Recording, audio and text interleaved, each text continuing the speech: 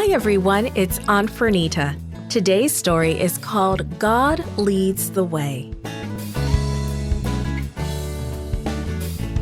The memory verse is from John chapter 14, verse 3. It says, "If I go and prepare a place for you, I will come back and take you to be with me, that you also may be where I am." Today's message is thanks to God, we will live with Him and worship Him forever. Everyone in Mrs. Singh's class was looking forward to the class trip. "This is going to be so much fun," Devon whispered to his friend Daryl. "I know," Daryl responded excitedly. "But did you get your permission slip signed? Remember, Mrs. Singh said you won't be able to go if it isn't signed." The day of the trip came and all the students gathered in the room. This was the last chance for students to hand in their permission slips, and just then Devon realized that he didn't have his. He had to stay in another classroom while his classmates went on the trip. How disappointed he was. Something like that happened to Moses at the end of his life. With God's leading, Moses had safely guided the children of Israel for many years. They had traveled all the way from Egypt to the edge of the Promised Land. Now they were about to enter the land. Moses wanted to go with them, but God told Moses he could not. He must tell his people goodbye. So Moses wrote a message for them. It's the Bible book of Deuteronomy today. In it, he reminded the people of all the wonderful things God had done for them. He reminded them that God still had a wonderful plan for their lives. "Remember God and worship Him. You will live long," Moses wrote. "But if your heart turns away and you worship other gods, you will not live long in the land." Moses put down his pen at last and went out to speak to the people. "I am 120 years old," he told them. "I am no longer able to be your leader. The Lord has told me that I will not cross the Jordan. I will not go into Canaan." The people looked at one another in dismay. Surely Moses didn't mean it. What would happen to them without him? What would they do? "The Lord your God will go before you. Joshua will be your leader, as the Lord has said," Moses went on.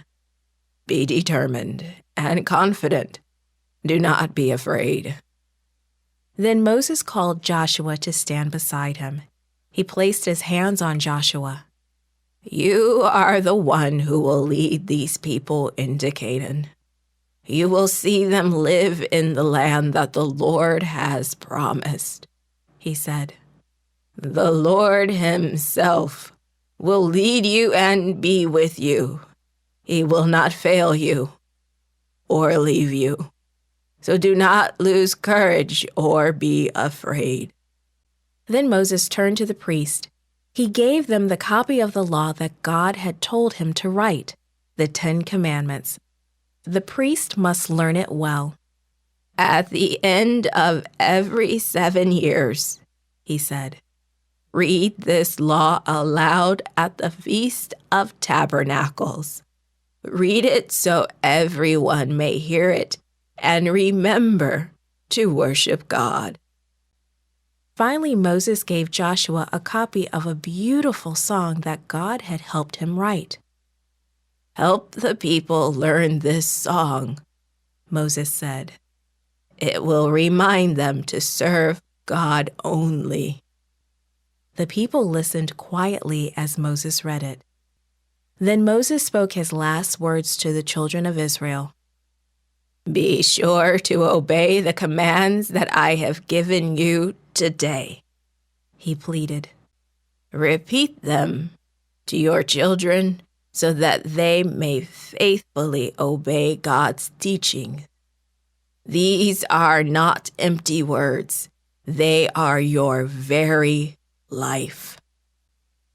On that same day, the Lord told Moses to climb Mount Nebo, and there the Lord spent special time encouraging Moses. Just before Moses died, God showed him the promised land. The Bible says that Moses saw all the land, all the way to the northernmost town of Dan, all the way west to the sea, and south through what would become the land of Judah. Moses died on the mountain. He died peacefully as the Lord said he would. But Moses did not stay in the grave. Soon God raised him up and took him to live with him in heaven forever. Moses is there today. There was never another prophet in Israel like Moses. God had a plan for him, and he has a plan for us. Thanks to God, we will live with him and worship him forever. This podcast is read by Franita Buddy for Gracelink.net. Created and produced by Falvo Fowler. Post-produced by Faith To at Studio El Piso. The theme music is by Clayton Kinney. For more information, please visit Gracelink.net.